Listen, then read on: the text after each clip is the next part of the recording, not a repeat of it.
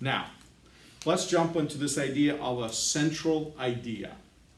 Every speech must have a central idea. Let's see how the authors define a central idea. Maybe they'll give us a good definition. Sometimes it's a little bit tricky. It says central idea is sometimes called a thesis statement. You've heard of that before, thesis statement. Statement that captures, usually in a single sentence, the essence of the information or concept you wish to communicate to an audience. So you have to be able to capture the essence of everything you want to communicate in a single sentence. Now, this is a lot to ask. Some people work for a long time to come up with a central idea. And as they write their speech, they actually revise their central idea. You know why? Because in one sentence, they have to say their entire speech, or the whole point of their entire speech. And that is not always easy to do. When you start speech writing, sometimes you don't really even 100% sure which direction it's going to go. So central idea is the very core, the very main thought that your speech wants to articulate. And where most people run into a problem with the central idea is because their topic is not narrow enough. So like I told you, I want to talk about money. Well, that's a broad topic. How can I have a central idea about money? I will never be able to cover the topic of money if I speak in front of you for hundreds of hours because there's so many facets of money. But if I want to say I want to speak about savings accounts, and specifically personal savings accounts that are available to you now in this city here, in this neighborhood, then I narrowed it down. But here's the idea. Speaking about savings accounts is not a central idea. Central idea would be what it is that I want to say about savings accounts. So just brainstorm with me, guys. Brainstorm with me. And we could do this little exercise maybe a little bit later. I want you to understand how you can take a topic and come up with a central idea for the topic. The central idea is totally up to you. It's what you want to say. So let's say my topic is, savings accounts. What do I want to say about savings accounts? I can say savings accounts are wise investment. Or I could say savings accounts, I can go and flip it and I can say terrible investment. There's so many other better choices out there, Or I can say savings accounts are underused, and I can talk about how people don't even realize that they have an opportunity to put a little bit of money and make some interest, or they're sitting on a ton of cash and it's just sitting in their house, and it's not earning them their interest. If it's sitting in your checking account, it's not earning. So I could talk about the earning potential. So there are many things that I can say about it. So first you have your topic, right? Whatever that is. But then your central idea is what it is that you want to say about that topic. You see, a lot of times people make a mistake. They think that their topic is their central idea. That's not it. I want to talk to you about money. No, that's not what I want to talk to you about. I want to talk to you about how to save your money or how to make more money by investing it into a savings account. Now that is a central idea. Or I could tell you, I want to tell you how this savings account is superior to majority savings accounts available in the city. And that's just me making a pitch for one particular bank, let's say, one particular account. So you see, central idea is what you want to say about it. Topic, what do you want to say about it? That's your central idea. If you can articulate your central idea, then you build your entire speech on your central idea. So it'd be point 1, point 2, point 3. What do you want to say about it? Savings accounts are good because A, B, C, or 1, 2, 3, whatever. Now I have my points, and then I develop my speech from that. And I will go through a whole series of revision and basically make changes, to what I want or don't want to say. But that is the main thought behind developing a central idea. A central idea is very important. If you get it straight, if you get it right, then you're ready to write the speech. And like I said, as you write your speech, you may actually reword your central idea a little bit from time to time. But that one phrase, that one sentence, that one statement, your thesis statement, is the most important thing that you can do in developing a direction for your speech. The key is to know what it is that you want to say about any particular topic that you pick. And you can go in so many different directions, because once again, the topic that you picked is broad, then you narrow it down, and then you say, okay, what it is that I want to say. What particular issue I want to highlight on that matter that I'm picking to speak about. Okay, and that's where the precise phrasing is very important. So look at some of the examples that the textbook authors give you. Here's one. With only minimal mechanical skills, anyone can fix a leaky faucet. So that's a central idea. What is this about? This is basically informing people you don't have to know a lot and be super handy to fix a faucet that's leaking. That's a speech to inform, right? Here's another one. With a few simple supplies, you can fix a leaky faucet for less than $10. What just happened? It's still talking about fixing a leaky faucet, right? But in this situation, it's not about fixing it, meaning yes, you can do it. It's you can do it for less than $10. So all of a sudden, it brings in the idea of cost. So the second speech is really not about your ability to fix it. It's about your ability to fix it cheap. So now that's hitting the whole economic aspect of that speech, right? And then look at the third one. Fixing a leaky faucet yourself will free you from the plumber's expensive house calls. So what that says, again, save money. That one is also financial. It's about saving money. You can do it. First one is you can do it. The other one, you can do it cheap. And the other one says, if you do it yourself, you don't have to call the plumber because that's really, really expensive. So that's kind of flipping it in reverse. But here it is a person who basically picked a topic of speaking about fixing a leaky faucet. And you could see how that central idea, depending on how you word it, will take your speech in an entirely different direction. Does that make sense? Are you guys with me? You catching along? Yeah? So if we were to play around a little bit and try to come up with different central ideas with your topics, could you do that?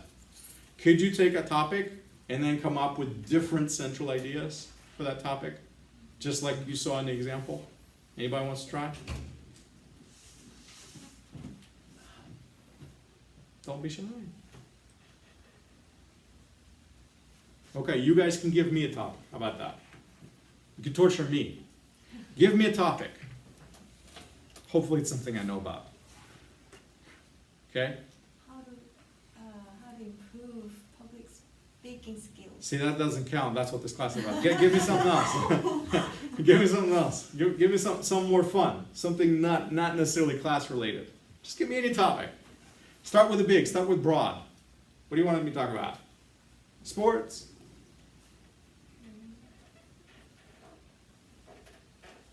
Anything.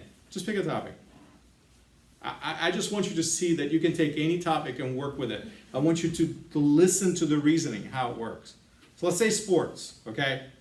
Sports. What sport? Pick a sport. Baseball. Baseball. Excellent. Sports, baseball. So now I narrowed it down to just one sport. Professional, non-professional. Professional baseball. So you want me to speak about Major League Baseball. All right, there you go. What should I say about professional Major League Baseball? I could say a whole different things. Is my speech to inform or to persuade?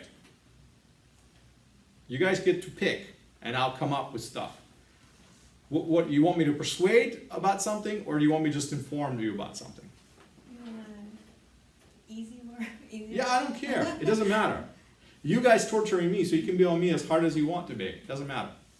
Persuasive. Persuasive. So you want me to persuade you about something about major professional baseball. All right. So here's an idea that I have. I'm just brainstorming off the top of my head with what you're giving me. I can persuade to you. I can persuade that the price of tickets at a professional baseball game is not worth the cost of just enjoying the experience of baseball. Or I'll paraphrase it. If you love baseball, you don't have to, pay the expensive price of tickets at the professional baseball game. And now I take that central idea and I have to keep working it and condensing it to make it clearer, clarifying it. I keep reworking that sentence. I can say it, how else can I say that same exact idea? I could say, paying a lot for a pro baseball game. Or I could say, watching a minor league game can give you just as much fun as paying a lot and watching a major league game.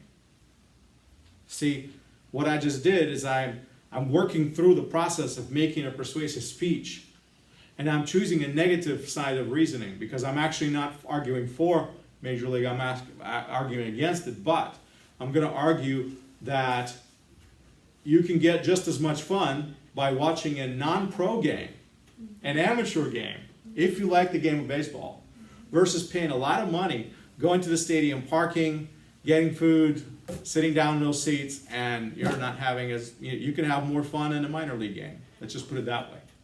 So you see, that could be my persuasive speech. That's one direction I chose. I can choose a different direction to work with it. I'm choosing the fun angle, saying, hey, you can have more fun and it's cheaper or something like that. That I can choose the economic angle. That can convince you in that. So there's some lines of reasonings, obviously, that are a little bit easier to convince people and that are harder. But notice what I'm choosing. I'm choosing a relevant line of argument. Because why would people go to watch a professional baseball game? For what purpose? Fun. Entertainment. So I'm telling you, you can have better entertainment. See? That's appealing to a person who's already bought into the idea of being entertained by a baseball game. Because if you happen to be a baseball fan, then I'm just basically changing your belief or your mind or your state of thinking that the only way you can really enjoy baseball is by paying a lot of money to go to a professional baseball game, maybe even buying box seats or something like that, so you have special seats so you get up close and personal and things like that. So you see, you can take it and turn around any way you want to. But essentially, that's what we're doing. This is the process. What I want you to do is I want you to hear. I'm thinking out loud, and I'm doing this on purpose in a clumsy way, and because that's how my mind works. But if you can mimic the same process in your mind, then you can come up with a central idea for any speech on any topic you want. It doesn't even have to be a topic you know much about. Hopefully you know something about it. You just happen to tell me about baseball. I do know something about baseball, so I can talk about it off the cuff, right? But, you could have picked another sport that I didn't know anything about, and that would be trouble, right? So I never know what I'm asking for when I ask you to pick topics for me. Okay. Does this make sense? What I'm asking you is, does the process of coming up with a central idea make sense? Because remember, we picked the topic. The topic was baseball. Then we clarified Major League. And then central idea is what it is that I want to say about it. And I chose to say that you can have more fun watching a non-pro game, and it's cheaper. You know what I'm saying? That's what I chose to say. I could have chosen to say something else. I could have spoken, publicly and argued the opposite. I could have said, minor league games may be cheap, but they show to you sportsmanship that's really mediocre. Those people can't throw, they can't bat. You're never going to see, a huge home run because the skill of those players is simply not there. They're not going to be able to load up 3 bases and then hit a grand slam.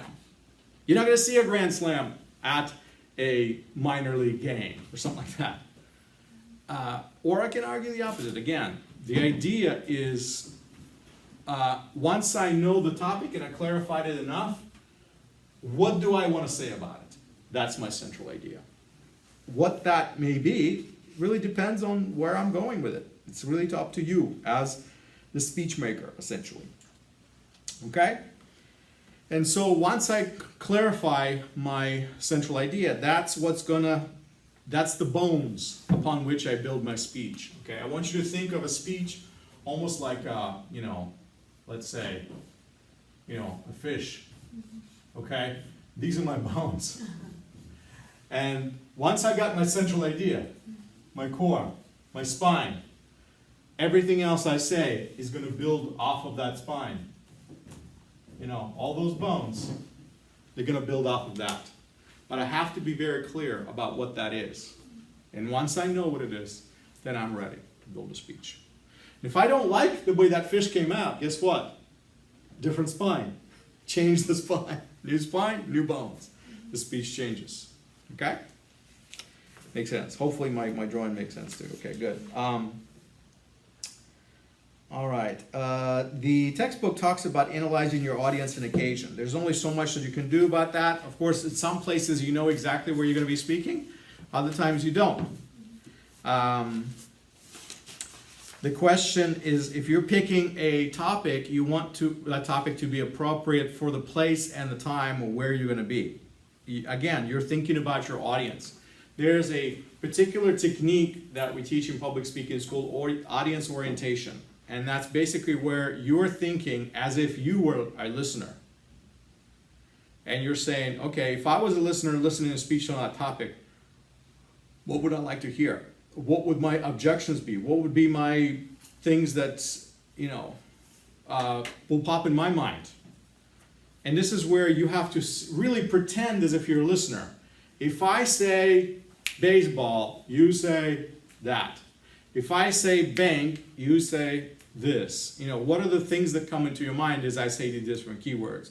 And that's where you have to get to hone down your speech, because now you're trying to think, or at least put yourself in the audience shoes that you are. So if you're speaking to a group of 7-year-olds, if I say dinosaur, they think Barney or something like that, right? Right? Does that make sense? Right? But if I, you know, if I'm speaking to 21-year-olds, I say dinosaur, they think Jurassic Park, T-Rex, right? Velociraptors. See, totally different reference world, right? Totally different. So knowing my audience helps me. If I know I'm speaking to a young adult, then I know when I say dinosaur, something's going to pop into their mind. Guess what? I can play off of that. I can build off of that. If you've seen Jurassic Park, if you happen to have seen Jurassic Park, I can build on that, right? Because that's one common ground we have in a speech. But I have to have an idea of what you know. So if I know what you know, I can build on that. And this is where knowing your audience helps a lot. And the better you know your audience, the more effectively you can build a speech. Because essentially, you can almost predict where their mind is going to go when you say certain things. Make sense? Does that help you out? Between a 7-year-old and 21-year-old and dinosaurs. Just same topic, right? Different mindset, different reaction, where your mind goes. So how much do your listeners really know about the subject? That makes a big difference. Is this audience there to listen to you because they have to listen to you? Meaning this is like a speech in a class in a school auditorium or something like that? Or did these people come out all the way to listen to you just because they can't wait to hear what you have to say? You know what I'm saying? There's a big difference. Having an audience that's not really there to listen to you because they wanted to show up out of their own free will is very different. That changes what you're going to say.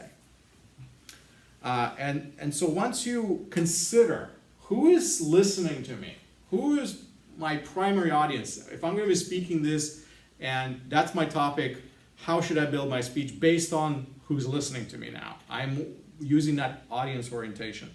Then I'm ready to start putting together my points, my ideas.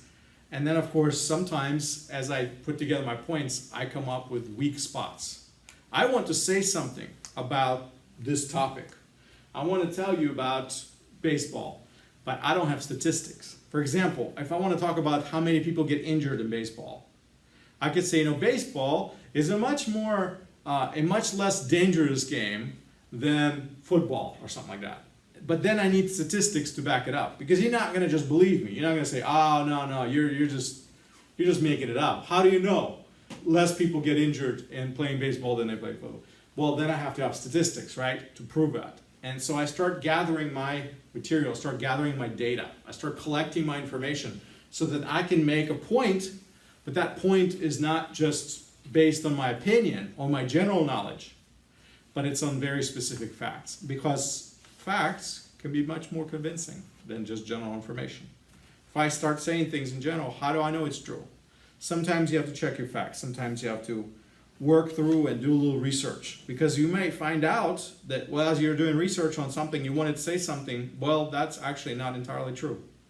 You might actually learn that what you think about a topic is not entirely accurate, or that you're wrong and you're mistaken completely. And that happens all the time. That's actually how a lot of times we learn, okay? That's one of the, sort of say, challenges for people, I think, gathering your information. We're actually going to talk in a different part of this course more about how to gather information. Right now, I simply want to mention the fact that that is one of the steps of speech making, is gathering your information. And then you start making your outline. Now, what is your outline? Your outline is your fish bones. Because you have your central idea, right? And then you start making points to prove your central idea. I know what I want to say about this topic, and these are the points I want to make, 1, 2, 3. And you always pick the most convincing, the strongest, the most powerful idea first. You put that as number 1. That's in the West, in America, with deductive speaking, that's usually the way it's done. You put your biggest, best point to the front. I know that in the Eastern culture it's a little bit different. You actually hold it back till the end. But that's just different ways of communicating. Because culture teaches us how to communicate within our own culture. So everything I say here, please keep in mind, that really applies really to Western system, because I'm teaching you how to communicate in the Western world, okay? Which may not actually be true, everywhere else you go in the world, okay? But in America it is, so good thing. So you make your outline, you put your pieces together, and that becomes your speech. From that, you start working and reworking and rewriting and adjusting. You have an example of some good outlines over here on page 24 and 25.